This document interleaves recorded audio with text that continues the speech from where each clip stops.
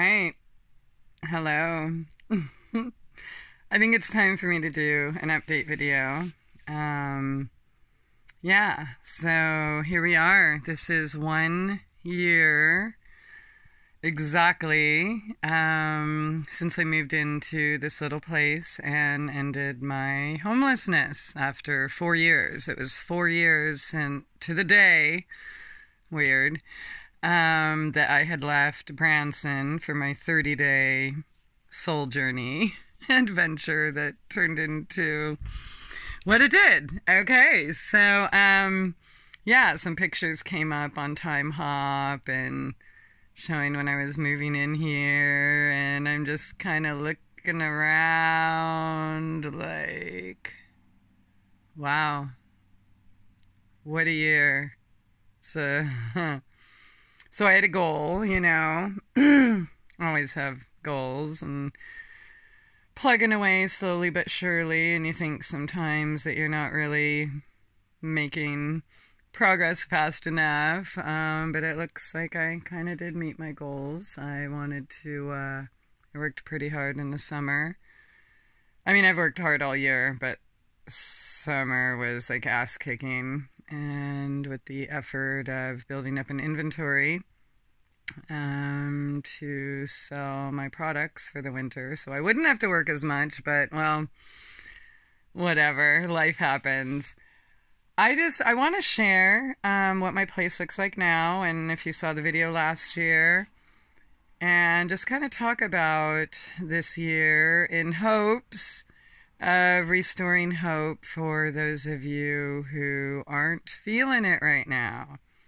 And it's okay if you're not feeling it right now, because that's part of the process, right? Being honest with every emotion, every thought of hopelessness and victimization and fear and loss, and yeah, only way, I mean, you have to go through it.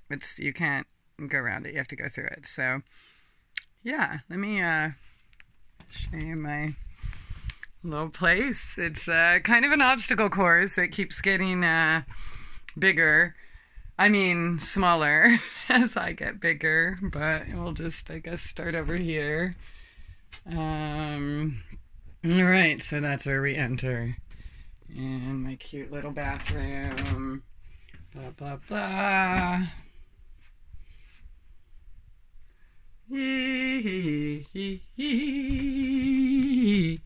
Alright, so show you the whole thing. It's changed a lot. As you can see.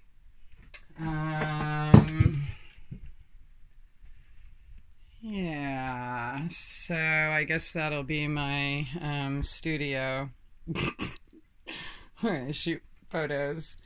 Because, yeah, I need more photos, right? They're all covered in plastic, so you're going to get a glare. I just didn't want to open them up, and I want them in perfect condition. I mean, I put a lot of effort in the photos and the framing, and I want them in perfect condition when they sell. But yeah, I kind of built up a little inventory.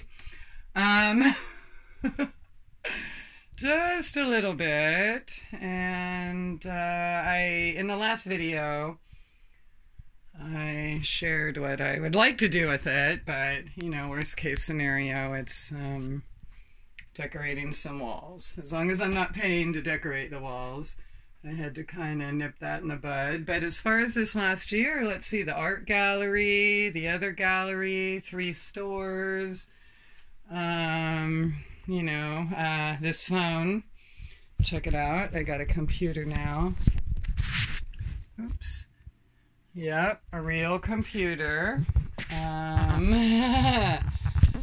Yeah, and a few more toys. My bedroom kind of changed, and I was sleeping on a futon, which I still have the frame, which sticks out a little bit, but that's all right. So it's kind of an obstacle course, but yeah, into the bedroom, closet. I mean, it's all one room, obviously. I just tried to do what I could to section it off and fit everything one possibly could into a tiny house. That's the fainting couch, just covered up with the futon mattress and stuff for now. But yeah, like those shelves are new, and well, there's all sorts of new shit. And anyways, that's not what the video is about. So that's the tour 1 year later. Okay. All right. What I want to talk about is how every single thing that happens in our life, including the completely devastating, traumatic, terrible things that sometimes paralyze people for life, how they really are here for our greater good. It's up to us and what we're going to do with it. Our entire life path, basically that's literally what everything is about. Every single, what does Sherry Cortland call it? Window of opportunity, right? Relationship villains, things like that. Every betrayal, every abandonment, everything that happens is to build you into who you are. Now, let's say we weren't brought into a programmed world, vaccinated, drugged, TV'd, all of this stuff out. You know, it might not be so hard, right? Because we are living in this society where we are trying to fit into that. Which is why lessons and letting go and things like that are so painful. This is not to shame pain at all. In fact, I am pro-pain. Okay, that I don't mean it exactly like that, but there is really no way in this world of duality until you reach like actual complete detachment to get through these lessons without feeling the pain. Okay, now after you master that, then there isn't really any pain, but now we got pain, right? Why? Because we're releasing attachments to ideas and programming and all of these things, or we didn't get our way, or this person didn't love us, or we didn't get the job, or our team didn't win, or whatever we get so upset about, right? The only reason we experience pain is because we have attachments to outcomes, right? So as we go through life and we learn the secret that it's the attachments to the outcomes that cause the pain, then we can start minimizing the pain. Again, getting back to the pain, you must feel it. You must feel it. You must go through every single deep, dark fear that you're ashamed to even admit you have. Those depths that we keep avoiding. Oh, I don't want to go there. That's too painful. I'm just going to have a beer. Oh, I don't want to go there. You know, distract with everything, right? Because that's what we do. We don't want to feel that. But what if, when they say, yeah, there's no pain without, or no gain without pain, right? It's freaking true story. I mean, you can grow to a point without it, but how are you really going to learn the lessons needed to keep you on track, right, to fulfill your destiny? Look, that's already decided before we come here. So the things that happen to us in our lives, whether it's wildfire, whether it's brain infection, whether it's whatever, locked in a cage and raped and forced to lie, you know, whatever it is there to steer you back on track. Okay, because when we get here, we're again programmed, we're listening to everyone else, and then we form what we believe are our own ideas based on what everyone else programmed with us, or programmed us with. And then the struggle is trying to hold on to something that isn't even real. Yeah, the illusion. So, Yeah, I want to encourage anyone who is going through a dark time right now to know that you're exactly where you are supposed to be. There's nothing wrong with you. You are not mentally ill. You are not chemically imbalanced. Well, unless you are, right? And the only way you could be is by taking chemicals. So, there's that. But yeah, I know it's hard when you're in it. And, you know, some people didn't know me before. And they just see me now and think, oh, yeah, she's got it all together. Blah, blah, blah. Dude, I went through that same process that you're avoiding. All those dark places, all those feelings, all those traumas. And I'd like to talk about them, you know, when I have more time. But I really want this video to be encouragement. There's a lot of freaking homeless people now. And more and more and more every day. If I could offer one piece of advice to you, or to anyone, really, but especially for that, and newly homeless, like people like wildfire victims. Yeah, a real war. How many tens of thousands of people displaced in an instant?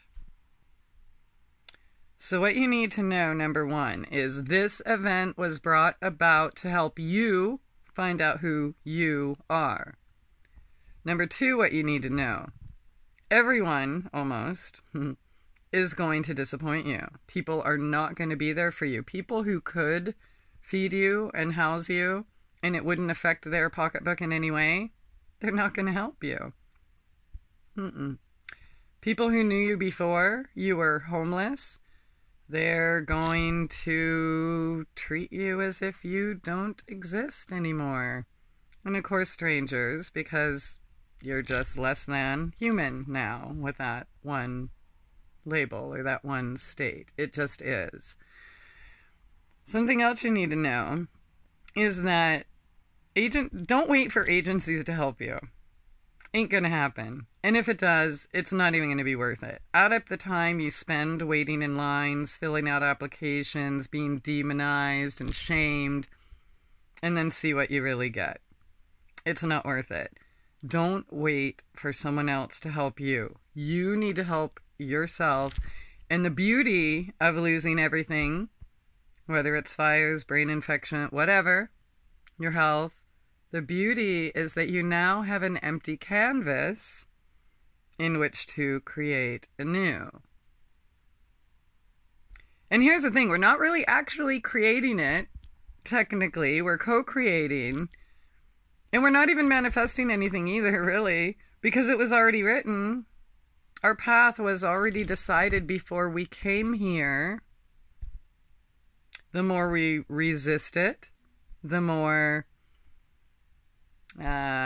tragic, crazy, whatever, life-changing events come in. And so that's where we're like, okay, well, do we hold on to our way and then get mad at the world and just say fuck it and find some socially acceptable way to kill ourselves?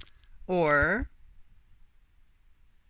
do we use it to find out who and what we really are, what we were made of, and what the fuck we're actually here for? You are not going to find that in your comfort zone. Sorry. You're not going to. If you have not had some major tragic or multiple experiences in your life, you're not even going to get what I'm saying because you don't understand this. In your ego, you think you do. No, you don't. So that is where we learn to sink or swim. And you have free will to a point. Your free will is to get back on your path and pave, carve away, or give up. And again, find a socially acceptable way at killing yourself. And that's through pills and diseases and habits and all sorts of things we do. Giving your power away. Doctors, politicians, religions, friends, family. Oh, but grandma loves me. Yeah, that person is telling you to not follow your heart because it's stupid and ridiculous and this and that. Okay, you can fall for that. Or You can find out what you're really made of and be like, yo, grandma, you're cool. But so am I, and this is my life, and it is time for me to live for me. Yeah, part of waking up and part of healing yourself and part of getting through these traumatic situations. I mean, it's a shakeup. Everything around you is shaken. Why? Because there's shit in your life that don't belong. So whether it's your job or your partner or your friends or your location or whatever it is, it doesn't belong. And sometimes a fire, sometimes a brain infection, sometimes a tornado or whatever.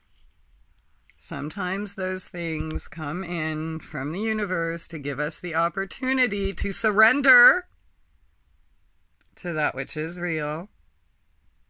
And get back on that path. You can resist the pain all you want, but then you're not going to get the lesson. Yeah, I really want to encourage... Oh, shit. I got to show you this. Okay, sorry. Speaking of, all right, 1 year ago today, I moved in here and, basically had nothing. Broken cell phone. Now I have a good one. All right, I'm going to show you. Best gift, best toy ever. It starts like that. And I know it's upside down. But I'm sure you will see what it is in a minute. Oops, I opened the wrong zipper. There it is. This zipper. All right, ready? 1, 2, 3. Boom. Dream come true. Yep, with quite a few lenses and a super big monster lens in here that's pretty much like a baseball bat. But anyways, again, I'm just, yeah. 1 year ago today, pretty much everything here I had was a dream. The computer, the everything. And nothing really, worked out in my time pretty much. It was the universe's time. I had to go through the losses, the separations, the abandonments, the betrayals, the sabotage, all of those things to get to where I am today in that knowingness, that confidence of who and what I really am, and the knowing that I can make it through anything. Like, oh my God, my sweet landlord, he's so cute. He's like, oh, I wish I'd have known you then, and you wouldn't have been on the street, and obviously, I love that sentiment, and that is really, really sweet and adorable, and I believe it. But I thought about it, and I'm like, I'm really super thankful that I did go through that. And I'm glad that nobody rescued me. Because if I was rescued, I would never know that I had the power within me all along, right? And I've had certain situations that could appear as, rescuing, but they don't work out. And you're always thinking inside, or at least I am, am I settling? Maybe I could do that. And then a whole bunch of drama comes in, and then you get mad at God and mad at, everyone and everything because, it's not fair. And then you come out the other side and realize, holy shit, thank you. And I can say that 100% authenticity. I am so thankful for my fucked up family. I love you. I am so thankful for every single person who has ever tried to hurt me. Yeah. Because, while you thought you were hurting me, you were helping me grow and teaching me things I never knew were even possible. I'm thankful for every single little tragic thing that people want to be like, oh, you poor thing, about. I would not have it any other way. And if I could wave a magic wand and change my life in any way, I wouldn't. I would set it down. if I could go back and change anything about my life. Like, people would say, oh, Christie, it's too bad you didn't it'd be nice to see what you would have become if you did have parental support. Or if you did have, and I'm like, I would have been exactly what they wanted me to be, a doctor, a lawyer, a politician. Like, it's just the way it is, when you're follow the programming of certain families that we're born into. I'm grateful I was rejected. I'm grateful I was tortured. I'm grateful I was abandoned. This is not Stockholm Syndrome in any way. I'm not like, yo, come hurt me some more. But at the same time, I'm like, what else you got? Bring it. Because I already know I've been through what I have. What's left? I already know who I am. That can never, ever, ever be taken away. And I want this for everyone. I want this for you, whoever you are, whoever's going through a tough time right now and thinking that you can't make it and the whole world is conspiring against you and God hates you and all of these things that we think. I felt them all, dude. Every single one. I know it's hard.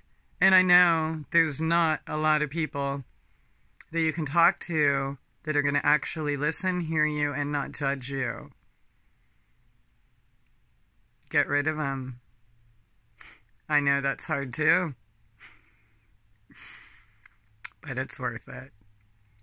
You can look at videos of me 3 years ago trying to hold on to everything and everyone that was fucking me over, or look at me today. Who do you want to be?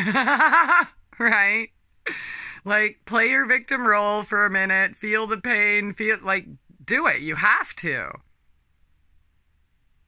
But then pick up the pieces and try something different, And somebody asked me recently, like, how did you know you're in a wheelchair and, but how did you know to just keep on going and to keep trying new things? I'm like, dude, what else did I have? I already lost everything. I had already given my power away to anyone who wanted it. Every single news report, every article, every politician, every pastor, every doctor, every pill, everything. And that wasn't working. Dude, I had all the best doctors, right? I'm sure you've heard that before. But if they were so great, then why was I getting worse? Yeah. So at that point, what do? You keep going, beating your head against that same old brick wall that isn't working? Or you test yourself and try to find something different. I didn't know the answers. All I knew was that everything I thought I knew and everyone where I was going for answers was wrong. So what did I have to lose? I couldn't have fucked it up worse, right? I was healthy when I first started going to doctors and taking pills, right? And then 25 pills later in wheelchair, it's like, worst case scenario, I would have stayed the same, right? So you just surrender to what is and just know that everything in your life is there to make you stronger. Face it like a challenge. Have you played sports or even dancing competition or cheerleading competition or anything? Like, do you watch sports, right? Or play ping pong or beer pong or whatever, right? Everybody wants to win. Why don't you want to win your race? Yeah, win your race. Right? You can live for you, or you can live for somebody else's idea of what they want you to be. You can fuck that up, but would you rather fuck that up or have somebody else fuck up your life? I'd rather fuck it up all by myself, thank you very much. Not doing too bad since I took my power back. And even if I was, again, I would want the freedom and the power to fuck up my own life before I would give it to somebody else to fuck it up for me. Yeah, so if you are going through a hard time, just know this is about you gaining your strength, discovering your power, discovering who you are. It's not about sitting back, being helpless, saying, oh, hey, FEMA, oh, hey, doctor, oh, hey, blah, blah, blah. Yes, we all need support, but be careful where you go, because there's a lot of I said this, 4 years ago or something like that, rescuers create victims. So just be careful in who you choose to trust while you are healing your trauma. But that's number one. Heal your own trauma. Know that it's okay to not know what you're doing. Know that it's okay to be trial and error and try something new, right? I mean, you already know that doing things the same way are not working, so duh. Doesn't matter how many people tell you to do that. If it ain't working, it ain't working. So just freaking do something different. And it's okay if you so-called fail, but there are no failures and there are no mistakes unless you choose to not learn from whatever the scenario is in your life. Okay? So if you're going through something real tragic right now, especially like the fires, I brought that up a few times, get the rest and time you need, and don't put a number on it. Don't be like, oh, I got 2 weeks to grieve, or, oh, I better get back to this, that, and blah, blah, blah. Everybody's counting on me. Yeah, but what about you counting on you? Because the cure to everything, every single thing in the world, is self-love. And if you're not loving yourself, nobody else is going to. And if you're hanging out with people that don't love themselves, guess what? They're not going to love you either. So the advice that they give you is based on their diseased comprehension of what they think life should be look like, right? Yeah. You got this, man. Cry it, scream it, cuss it, punch it. Do whatever. Call up your friends, trusted friends, not anyone who would ever shame you or belittle you or make you feel bad for having a bad day. Somebody ever makes you feel bad for having a bad day, get the fuck away from them forever and don't ever look back. Yeah. This serious shit we're living right now, this world. There are many silent wars. But what you need to understand, number one, is this is about you.